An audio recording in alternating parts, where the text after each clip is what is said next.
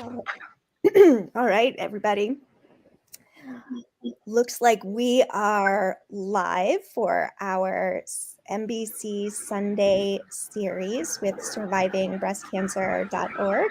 My name is Abigail Johnston, and I'm excited to be on the board of SBC and also just to spend time with Laura every other Sunday or whenever we can organize this. But the impetus for this series is to talk about those things that everybody's thinking about, but nobody's really talking about. For those of us in the metastatic community, there's a lot of there are those things that we are thinking about all the time, but yet aren't culturally acceptable to talk about. And I think that one of the things that comes up a lot is the effect on our families. Yes, those of us with the diagnosis are handling the side effects or the things that come about because of cancer. We're handling them individually, but our families are also really affected by those things as well. And so when I saw the amazing project that Andra and Ilga put together called Sister Hope, I knew that we absolutely had to bring them on this webinar series so that they could talk about this, because I know that from seeing all the comments and the discussions about it, that it was something that was deeply impactful for both of them. So without further ado, Andra and Ilga, would you introduce each other or yourselves? I know we've got a slideshow with some pictures. So please take it away and talk about you individually, and then we'll get into your project. Well, thank you, Abigail and Laura, for inviting us to talk about our project and our story. If you can move on to the first slide, please. It's kind of a little bit of an introduction to ourselves. We grew up in a very close family of 4. We had a dog, and we were also very close with our grandparents. So we had 2 incredibly strong grandmothers and a grandfather who were part of an extended family. The household was quiet and full of love and support, and gave us a great foundation. As sisters, we have traveled a bit. We haven't lived in the same city for a very long time. So when we do get together, it's usually somewhere else. So there's a picture of us on a cycling trip to northern France, cycling and camping trip, where we ate lots of really excellent cheese and baguettes. And Ilga, how far apart are you and Andra in age? 4 years. 4 years. Okay, you don't have to tell me how old you are, but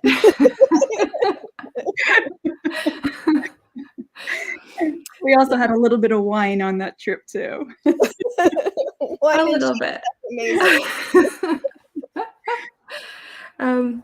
Yeah, so I think that's we did also yoga's featured quite a lot in our kind of activities. So we went on a kind of a yoga holiday to India, probably close to 20 years ago now. So next slide is a little bit more about me. So I studied art and art history at in the Art Academy of Latvia when I was 20.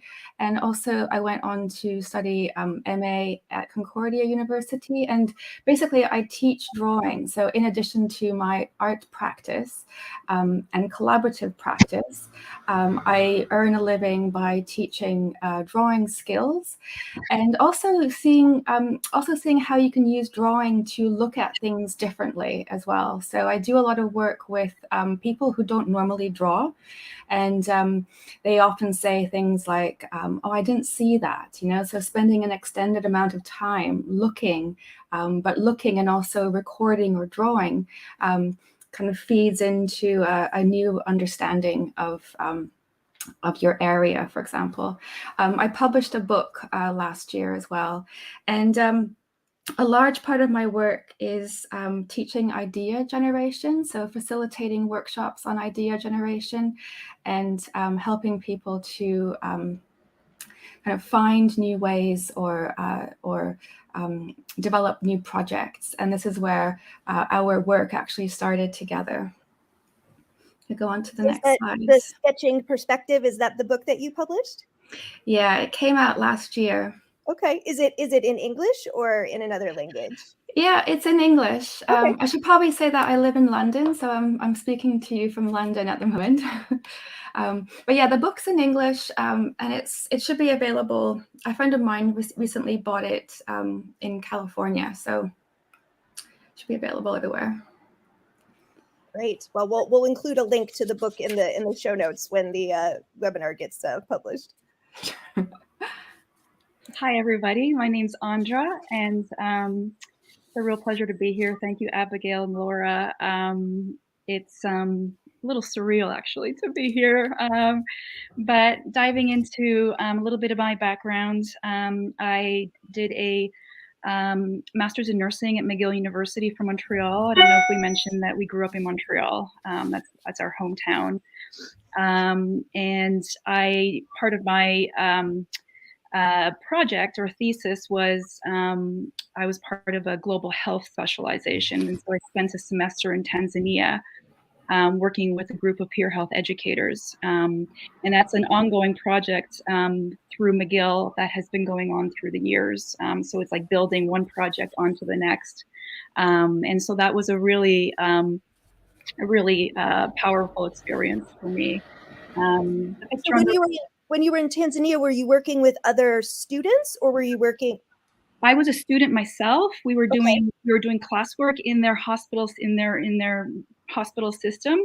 But then at the same time, it was my classmate and I that went, just the two of us. And so we also had our own kind of projects that we worked on. And she worked in an AIDS clinic, and then I worked with the outpatients. I worked with the peer health educators that would visit their local villages and support them, psychosocial support, giving them for those that are sick, orphaned. So it was, we saw a lot of different things in the field. That had to have been such an amazing experience. It was amazing. I learned a lot, and I'm just delighted that the program's continuing. And it was a wonderful experience. So. And the picture on the right is different. I worked as a nurse in different areas. I worked in critical care. I worked in oncology for 2 years. I worked in a chemo infusion for a year. And that's at University of Chapel Hill, North Carolina. So. Next slide, please.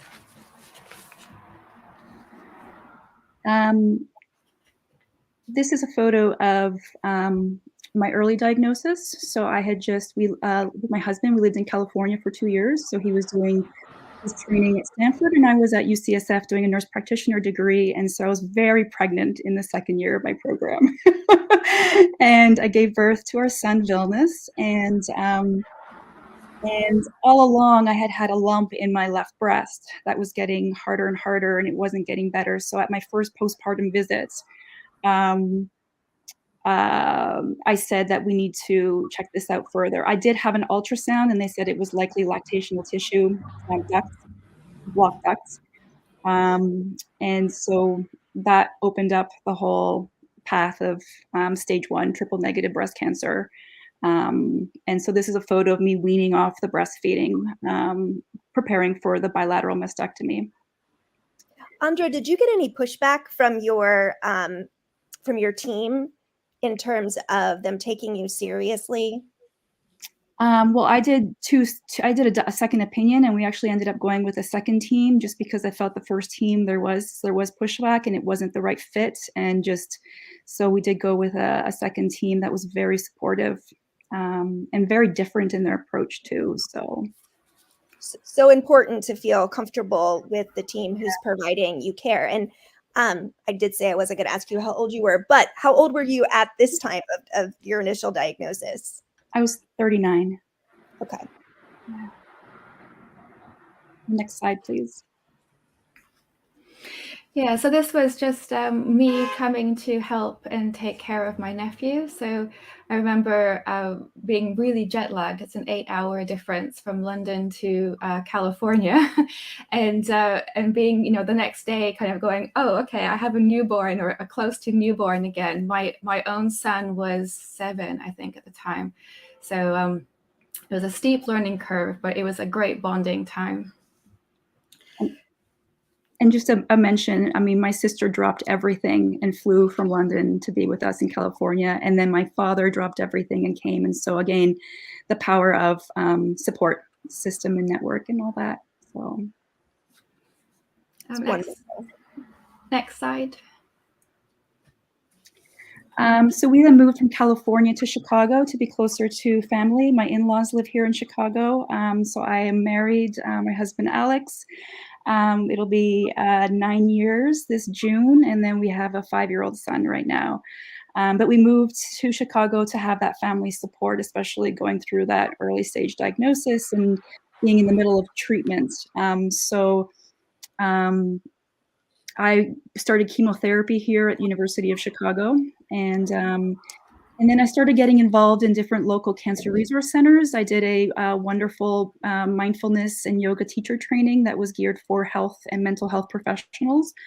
And so these are just some examples of some of the workshops that I did at two cancer centers. And I felt that this was incredibly fulfilling. And I was, I wasn't working as a nurse, but I was home with my son and was, on this new path. Next slide. Was this still while you were getting treatment for your early stage diagnosis, Andra? Towards the end, I went through the chemotherapy, and then I'm also BRCA1 positive. So then I removed my ovaries. So that first year of treatment, it was towards the end of that first year that I started questioning, what do I want to do with my life? and I didn't want to be a nurse at that point. I really wanted to be home with our son. And so this was a perfect fit.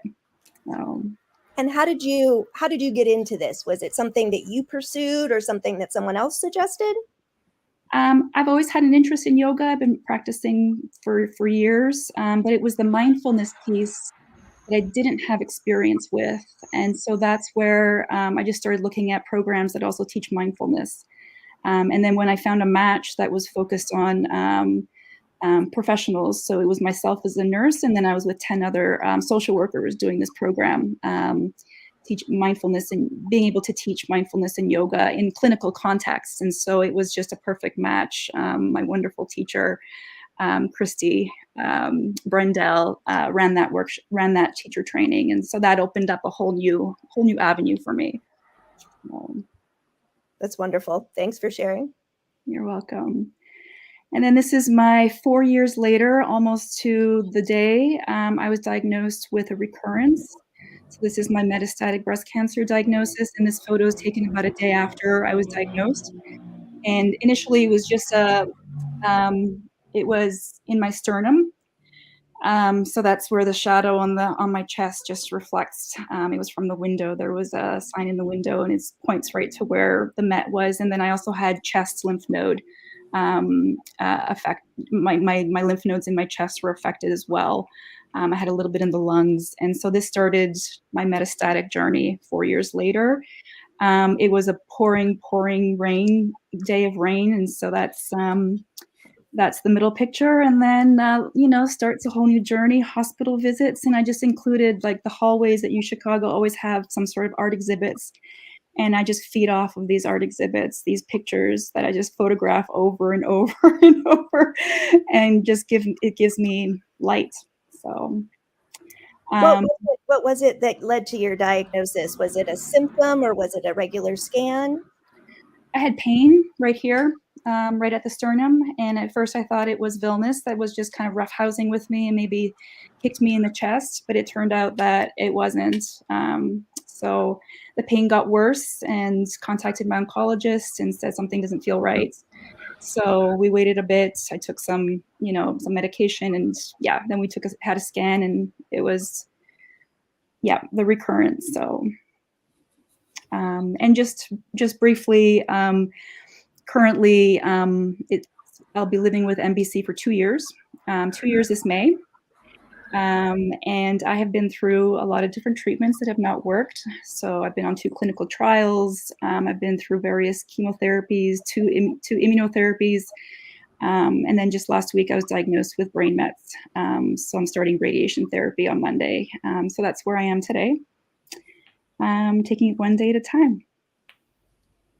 And with triple negative,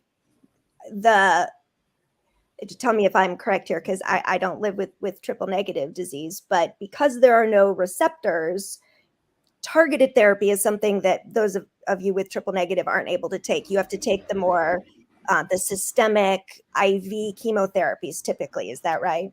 Yes. There is the targeted, forgive me, my brain isn't working right now, but the sacituzumab, which is, in any case, that was like the most targeted out of the bunch, but forgive my brain. So they are developing new, more targeted therapies. I think Trodelvy is the brand name of sacituzumab, which is its first in its class, brand new, something that was touted as being such a breakthrough, but it doesn't work for everybody because no one is exactly the same. So in addition to chemotherapy, I think you also mentioned you're going to be going through some radiation. Have you done radiation before? I've had a single dose of radiation to my sacrum because I have mets in my sacrum. So that was just 1 episode, 1 day. So this is the first time that I'm having a longer course. So radiation. Okay. Yeah. Well, since we're talking about art, all that, I fully expect to see a very beautiful painted mask, and we'll definitely put that on. I every time I see the masks that they paint for kids too, I get so excited because opportunity to do something interesting with the pieces of the treatment that we can. Exactly. Next slide, please. So this was my foray into the MBC community. It took me actually several months to kind of explore this area, but for the first 9 months, I actually didn't tell many people about my diagnosis. I wasn't ready. I was on a PARP inhibitor, so I had very few side effects. I looked normal. I felt normal. So it was just my closest family that knew about my diagnosis. But then once that stopped working, I was ready to dive into what's out there in the MBC community. And I did the Living Beyond Breast Cancer, Hear My Voice Metastatic program, which was the doorway to meeting a lot of people, to connecting, to getting my feet into advocacy. And then the other organization that I've gotten involved with is Project Life, my passion and love for wellness and wellness within the context of metastatic breast cancer. And so I have finished the mentoring program, which you are director of, Abigail. So thank you very much for that. And yeah, my leading forward into social media, it was like an onion of telling people, my family, my friends, community, and then social media. And it's been quite an interesting journey, kind of opening up when I'm quite a shy person in reality. So next slide, please. Yeah, so I could say that Andre's, my sister's diagnosis was kind of life-changing for me as well. And it inevitably kind of came into the work that I was making. So I was looking at these kind of cloud forms, and together we talked about silver linings. And it just seemed that the projects that I was kind of involved with, I was bringing in a link to my sister. So there was the clouds and also this kind of a butterfly. And I think the butterfly was the first one that we really collaborated on together. Even though I made the piece physically, Andre made every decision. So I would send her a text message and I said, like, this way or that way, do we do this or do we do that? And then she'd kind of choose the direction. So it was kind of an interesting way to work together. And then the butterfly on the left-hand side is just kind of half a butterfly in that picture, but it's quite a large kind of volume that came out from the wall, and she chose the colors. So do you want to say something about the colors? Yeah, so this is the metastatic breast cancer ribbon, which was designed and originated by Mediviver. I don't know who the person was. Abigail, do you know more about that? But it's a they hold the trademark though, so yeah, and so this is a ribbon that is unique to metastatic breast cancer. We're all very familiar with the pink breast cancer ribbon, but for our community, our needs are very different, given that we are living with a disease that has no cure, and that is terminal. And so those are the colors that we fed into the butterfly. You see the green, the teal, and then the pink, because the cancer originated in the breast, and then it has spread to other parts of the body. And so just being with my sister, drawing these ribbons, having my son see us there, and then putting them up on the wall, and just having that form of self-expression and exploration was great. So you Ilga mentioned text messages, and then you're talking about being in person. So some of this collaboration was in person, some of it was at a distance. It was pretty much all at a distance. So we would meet on FaceTime and kind of sit together, talk, usually video calls, more than voice calls, and then we would kind of do things together. So the project started with. I can say for myself, just wanting to spend more time together and find an excuse to do that. And we were already a very close sisters, but we didn't kind of meet, multiple times a week. I think it kind of really brought us, on an almost daily basis together. And then just in February, we had the exhibition here in London. And at the very end of February, so about a month ago, and Andre was able to come to London, and then we picked up the first we were working together in Chicago. So maybe the next slide, we can do that one. I was able to fly last summer, even though the border was shut. I was able to get permission. It was a very extensive process to apply for and get permission to travel, and from London to Chicago. And my son and I were able to spend time and see, during COVID, not being able to see family for, I think it was 2 years, I think.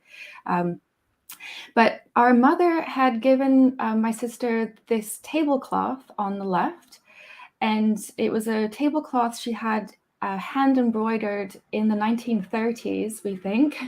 Wow. Yeah, and it kind of came through different family members to our mum, and we found it really inspiring because there were these shapes that kind of resonated, and in a way, it kind of started the collaboration cross generations. Our grandmother died a number of years ago, but she was in a way collaborating with us through this tablecloth and her stitches. Wow. Yeah. And just it was literally like an aha moment, because if you look at the tablecloth, I mean, those are breasts there. They could be clouds, they could be breasts. It was this moment where we said we have to run with this. Maybe I can have the next slide. Yeah, so I think we started with the tablecloth. I don't know if, Laura, you can get the first. Is it playing? The top is a video. I don't know if it's able to play. I'm totally not set up to share the audio on sharing the screen. I apologize. Don't worry. In the edited version that we share, I will be sure to do that. Okay, no worries. It was just to show that we chose kind of a rubbing technique, something that was really very direct. You know, you put a piece of paper on top of the tablecloth, and then you take a pencil or a crayon, and you basically kind of rub. Is something that maybe children do in school. And we started with this. So there's a picture of my hands kind of rubbing. And then Andra was also cutting out shapes. So we cut out clouds, and then we would rub those shapes. And this was inspired by an artist called Max Ernst. So it's his hands in the bottom middle of the slide. And he was somebody who used rubbing or frottage in his paintings and drawings. Yeah, so I think that was... People do that on like monuments or old graves and things like that too, right? Yeah, is that part of his technique? To save or to document something that's old, or is it more about making something new? I think it's more about making something new. So you can take, you can kind of, he was doing these kind of richly textured patterns that would be quite difficult to draw, if you were to try to draw that. So the rubbing in a way is a bit of a shortcut, because you can kind of generate a texture or a pattern quite quickly. But yeah, for us, this was our way in to the work that we did together. Next slide. Oh, there's the video. Yeah, so I think around this time, I'm a member of an artist-run space here in London, and I was thinking that I said to Andra, should we propose an exhibition? And I wanted to use that as a kind of a commitment. Now we have a space, we have a time. It was nearly a year in advance. I think it was maybe not quite a year. And I just wanted to have that kind of ahead of us as something that we would be moving towards.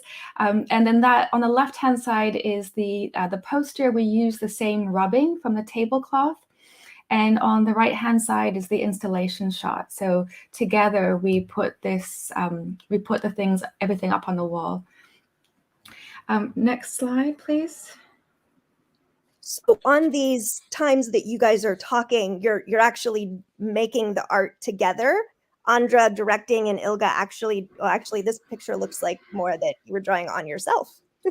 Yeah, it was a mix, Abigail. There were some things that Ilga was doing on her own, and then some things that we did together.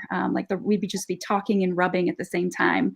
And then we also did a lot of note taking. Like, we both have our journals, and Ilga would be going to museums and coming back, and we'd be discussing about artists. And so I'm learning about different artists that I've never heard about. And it's just so stimulating. And then these ideas we'd come across different theories and different, and so that's how it evolved. And this one right here, Ilga, do you want to start just the lead in? Yeah, so I went to an exhibition here in London. There's a brilliant place called the Drawing Room. They always have amazing exhibitions.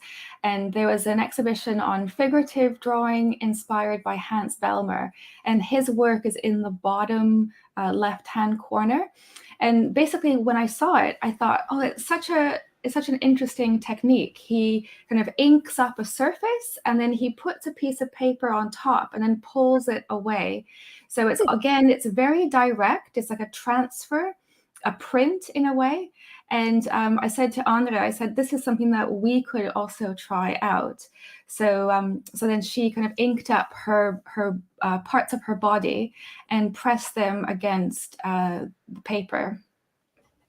It was first pressed against a glass, and then I would press the paper over the glass. And for me, this was something that I just did on my own in my room. And it was very, very grounding, because it was me saying, I am here, bearing witness. So I did it with my feet, and then I did it with my hands, and then I did it with my breast. So, next slide, please. I just wanted to ask you a question about the color. You picked teal. Was that from the metastatic ribbon? Yes. Okay. And I think, is it teal that's it? I think it's green that's the triumph of spring over winter. I'm forgetting the I think teal is spirituality and yeah, spirituality and meaning. I forgot it too. well, that goes along with the mindfulness and those other things that you were cultivating as the kind of next steps for you too. Yes. Yeah, so in October, we have a week's holiday here in the UK, and my family and I went to Bath. So there's the old Roman baths. The top right-hand picture is the kind of yeah, that one. It's like a, kind of a really beautiful bath that's from the Roman times, and it has a really extensive exhibition kind of underneath. You can walk through these kind of halls and tunnels underneath the bath.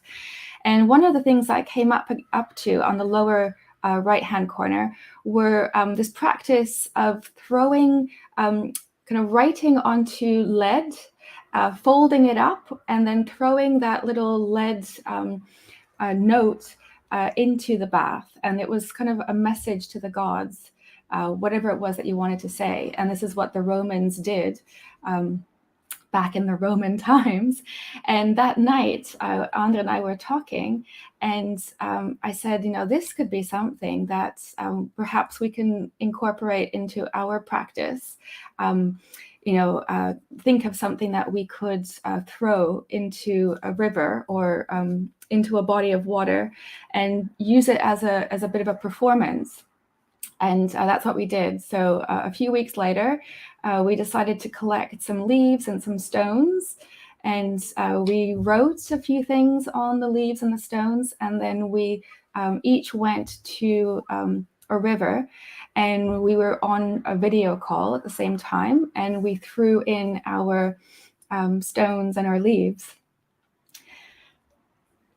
And just a little side story, when I was driving there to the river, you won't believe it, I was listening to the radio, and there was a song that came on about going down to the river.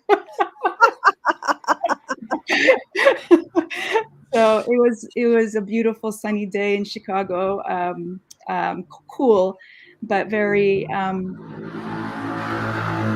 very symbolic to write on these stones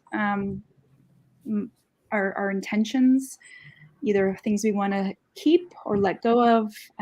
So it was, yeah. Yeah, it was actually interesting that after we did it, we kind of reflected on what we had done.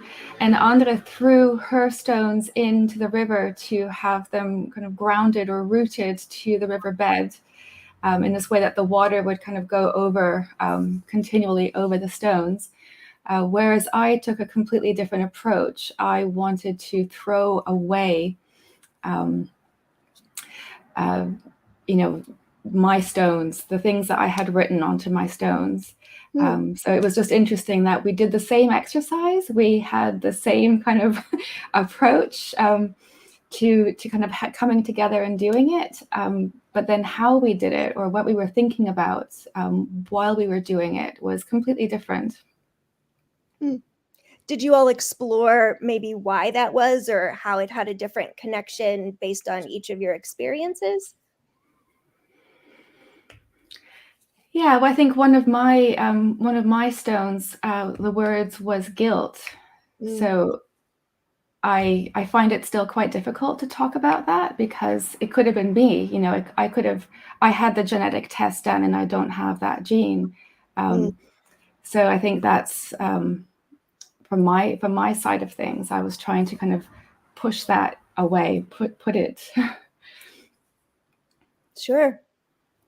We talk a lot about survivor's guilt and this idea that our loved ones could be in the same situation, especially for those of us who have the germline mutation. So it's so important to talk about that. Should we go on to the next slide? I just want to say one more thing on that slide, if that's possible. I wrote several things on several rocks, but this is the one that I think resonates with me most. It's time. So I just want more time. And so writing that on the rock and throwing that in and just knowing that it's right there. It's there, but it's not there. So, and the water just running over. So yeah, it was a significant performance. Next slide, please. So I'm always digging around for some sort of free virtual conferences and things that like uplift. And then I've been following Sounds True through my yoga training, and they offer a lot of different interesting things. And so this was a conference on hope. It was based on Jane Goodall's new book, based on her book. And they had a whole panel of different professionals, artists, musicians, you name it, on their panel giving presentations. And so my sister and I told her about it, and she joined up, and we listened to all the presenters and kind of took little seeds of wisdom from the presenters. But we were especially drawn to this one presenter called Chan Hellman, who's written a book on hope, and he's actually a hope researcher based out of, I think, University of Oklahoma. And we both read his book. We ordered it and read his book, and we were just drawn to his kind of theory on hope, because hope is actually, in my thoughts, it's a very complicated concept. We use the word hope so often, I feel, in the cancer community, but it's actually a very deep concept that's very different, and it's actually been studied. There's research on hope in terminal illness and end of life, and what hope means in those circumstances. And so he gave us a really nice framework. I'll just mention it very briefly. He has three factors. One is to have a goal, and the whole idea is that hope is something that can be increased and can be changed. And so you have a goal. So for us, our goal was this project, our exhibit, our collaboration, with that very specific intention of working on that. His next concept is pathways. So these pathways are like roadmaps. So what roads are you going to take to get to that goal? And it's like reframing your goals to fit your situation. And so that was our pathways, was working and meeting daily, having our FaceTime chats, our plans, our agendas, our, keeping on task with things like that. And then the third component is agency, and he also calls it willpower. And that's dedicated mental energy towards that task.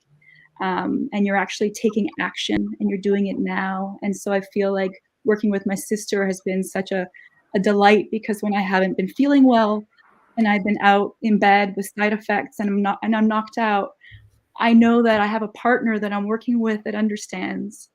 And that mental energy, then once those side effects pass, it seeps back in. Do you know what I mean, Abigail? Like oh yes, it comes back, and then again we can flow and work on our goals and hope. So I don't know, Ilga, if you want to say anything more about this section. Yeah, I was going to say that the kind of reading the book was really transformational. He was a very good speaker in the conference, and then both of us bought the book, we read it, and I think this whole kind of thing about taking action, even the smallest, one small step is an action that could generate hope.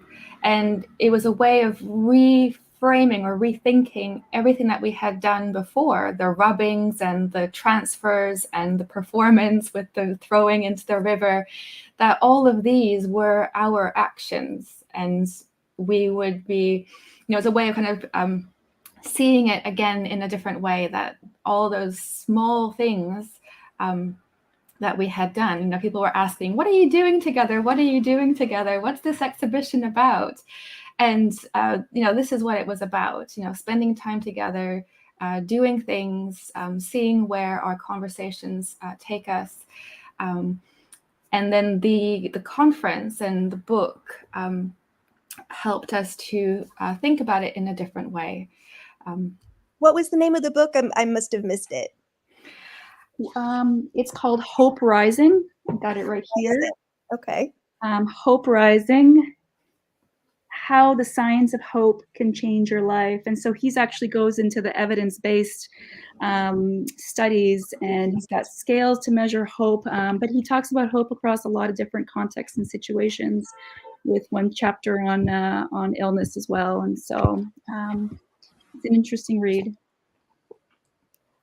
We did not receive any money to suggest this book or anything like that, but certainly it seems like you guys were able to take the concepts from the book and apply it to something that was already going on. So I was also just going to say that in my teaching as well, I mentioned the idea generation that I facilitate.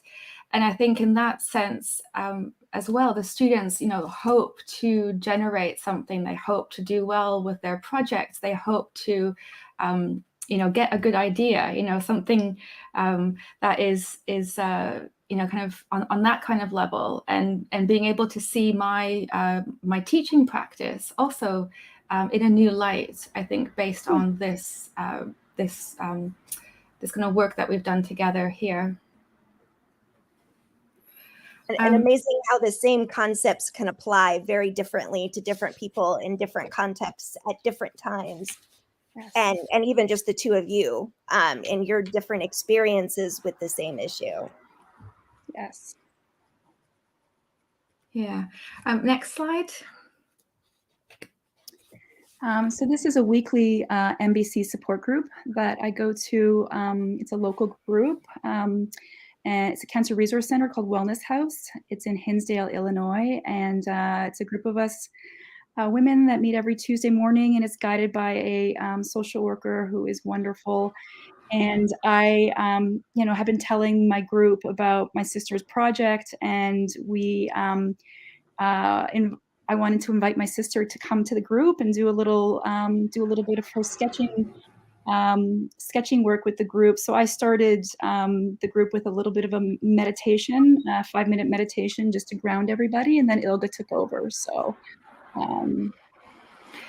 Yeah, it was a very simple kind of movement, breathing, and together with the breath and the movement, you're also kind of making marks on the paper. So we covered a few different ways of doing that. And in just a few minutes, you could kind of generate something and then have a look at it. And I remember one of the participants said something that you could try out as a daily practice to add a 3-minute breath and movement sketch to your day as a way to just kind of like similar to journaling, but instead of using words, you would just use marks, lines, shapes.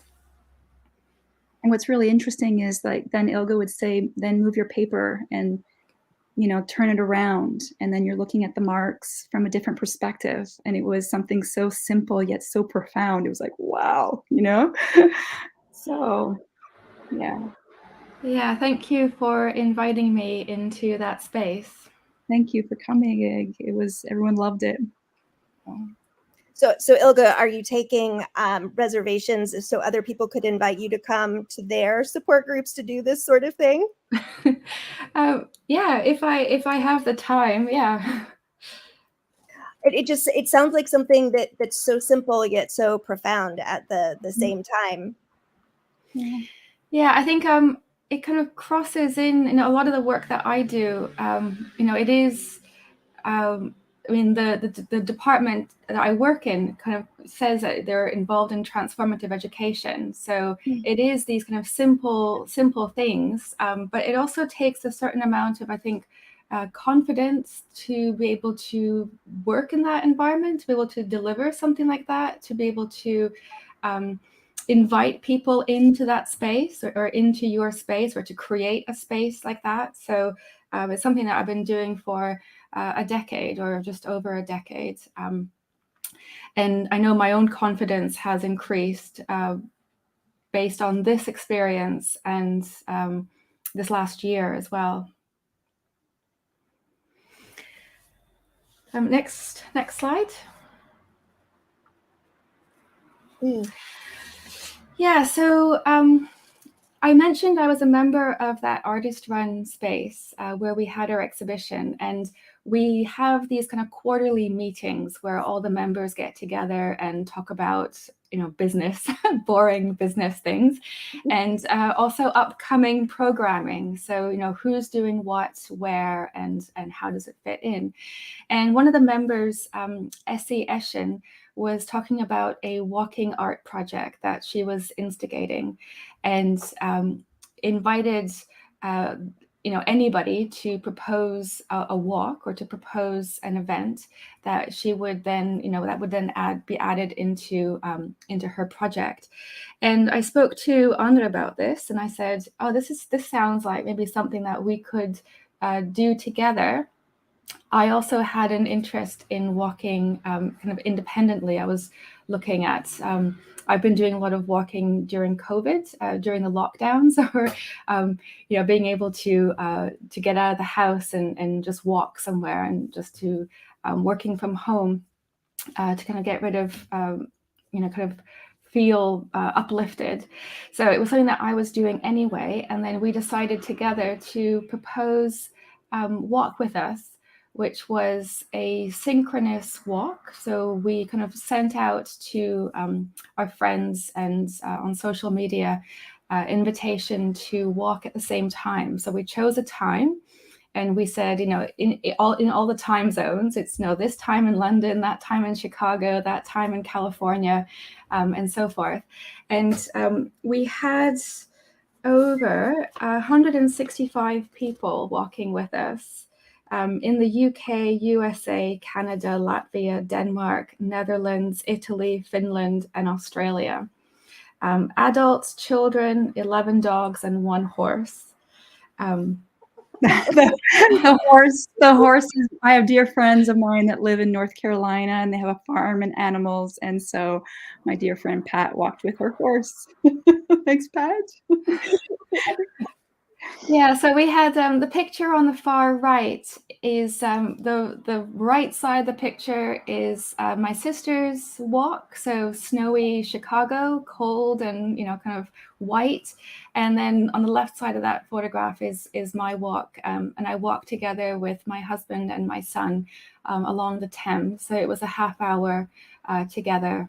Our parents walked in Montreal, and it was lots of lovely, really, really wonderful pictures and comments. People were kind of flooding our social media with their walks and who they were walking with. And there might have been more people walking, but these are the ones that we were able to kind of count out. So thank you to Essie for the invitation, and to everybody that was able to walk together with us. Yeah, thank you to our friends, family, and community for walking with us. It was a bit of a surreal feeling to know that we're all out there together in nature, in our own corners of the world, and it's not associated with a fundraiser. It's like there's something so freeing about it. And so here in Chicago, I walked with my husband, son, my in-laws, and my sister-in-law and her dog, and we walked to a local park.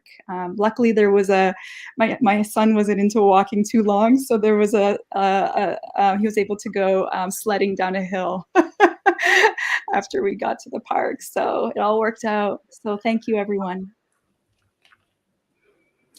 Next slide.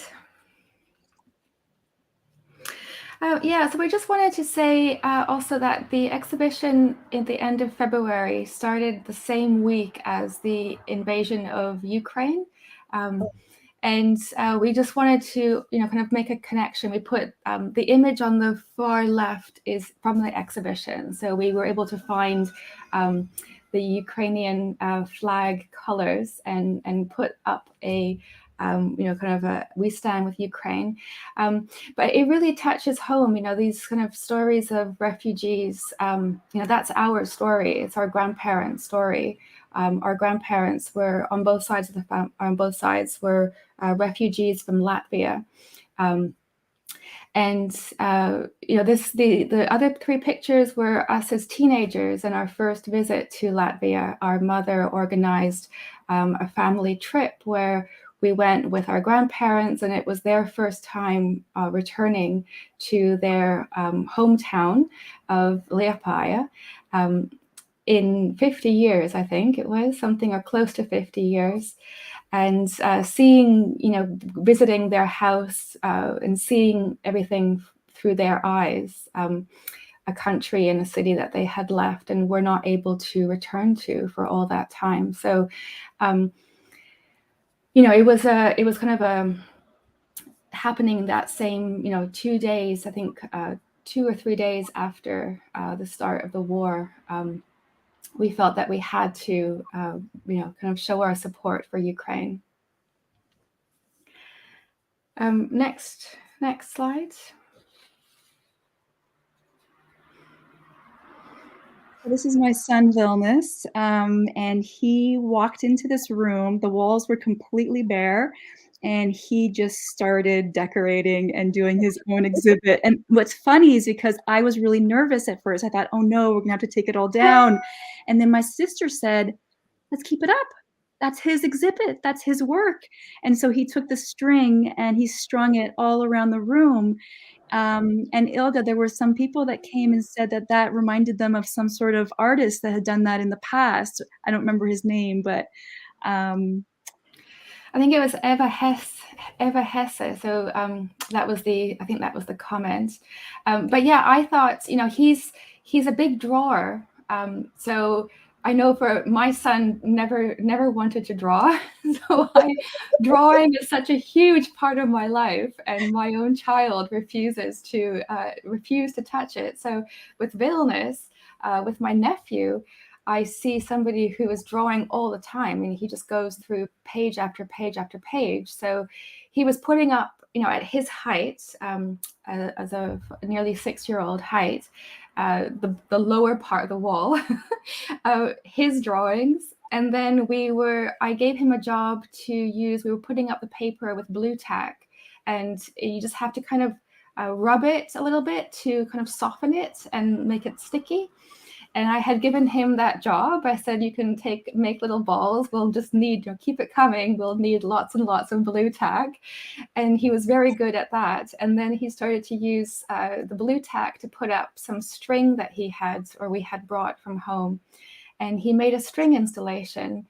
And it's actually worked out perfectly, because it tied together all of our all of our actions.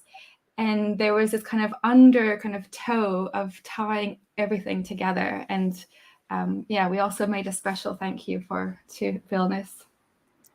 He brought everything together because there was a woman that commented and said, it's like walking into your personal sketchbook. It was like a timeline of our, almost years. So that string was like a timeline that brought it all together. So, and just having him there and seeing this, because we pulled him out of kindergarten for a week, and I thought, he's going to miss a week of school, but what he got from this trip was phenomenal. So hopefully he remembers. He especially loved the double-decker buses.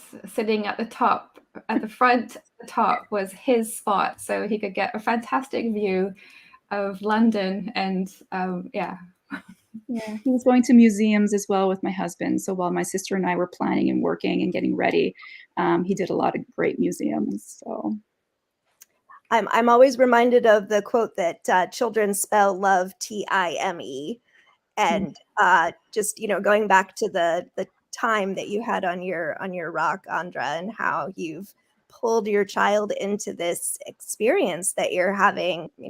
You're making those memories with him and spending that time with him. Right.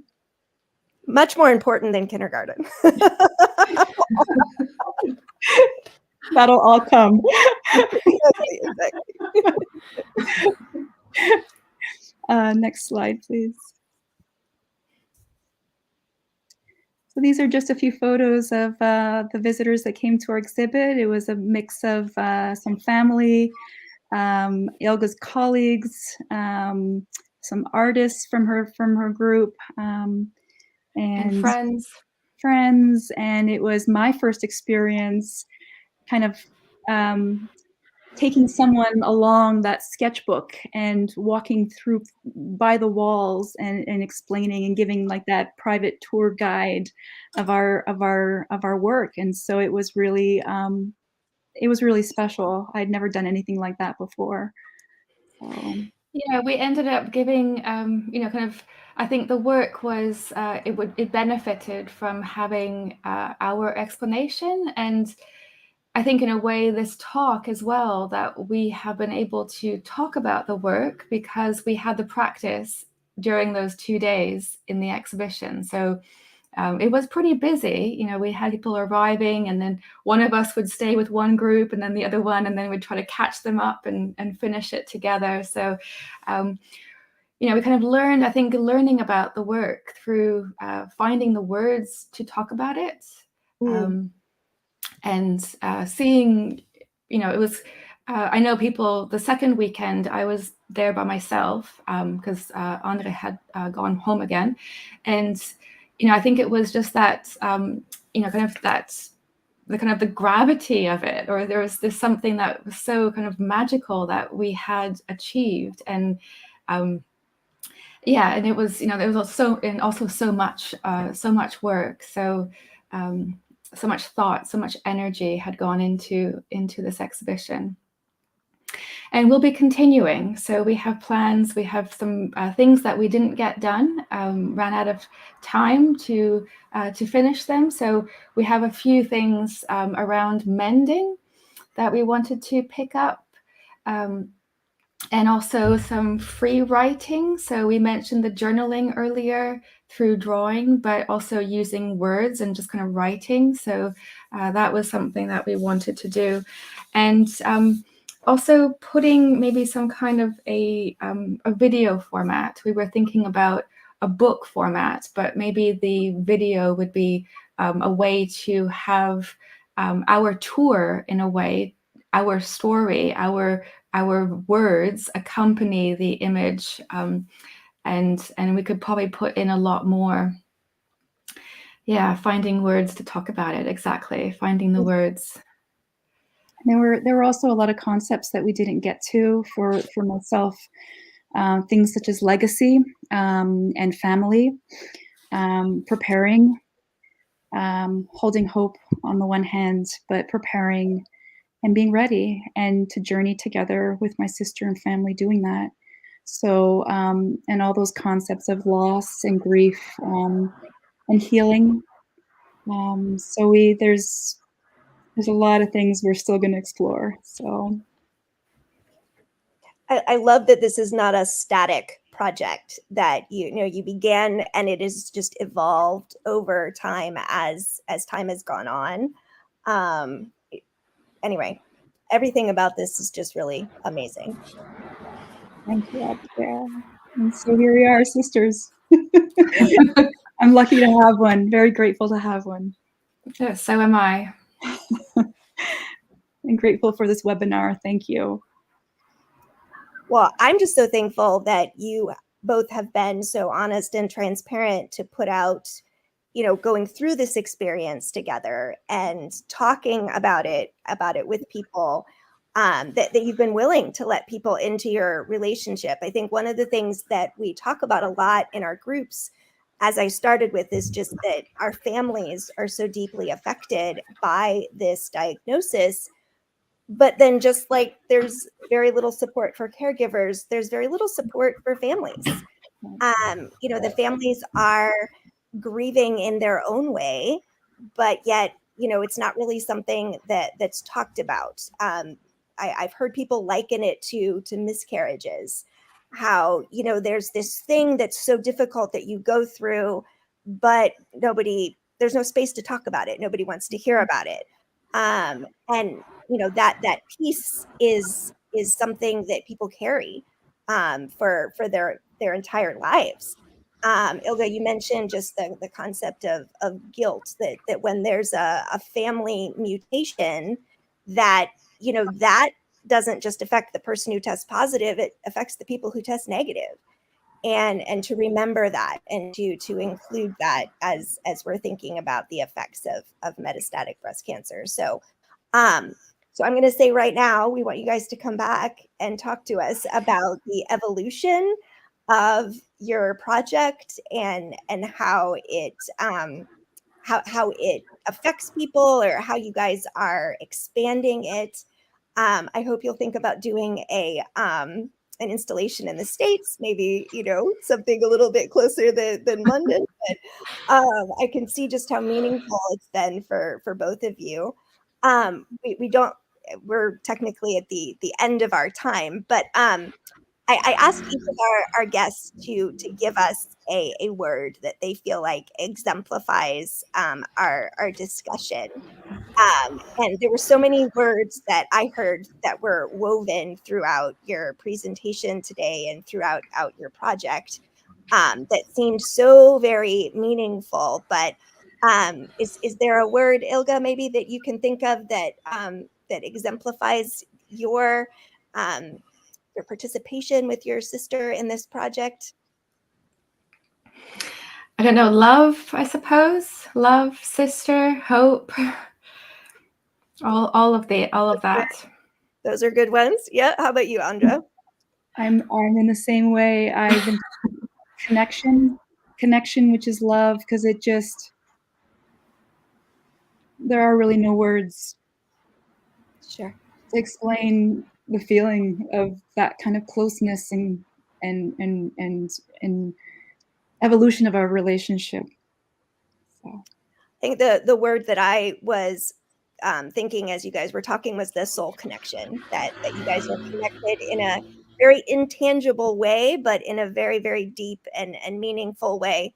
Laura, what was there a word that came up for you today? I was thinking like transparency, right? Like you're going through something so deep and so personal.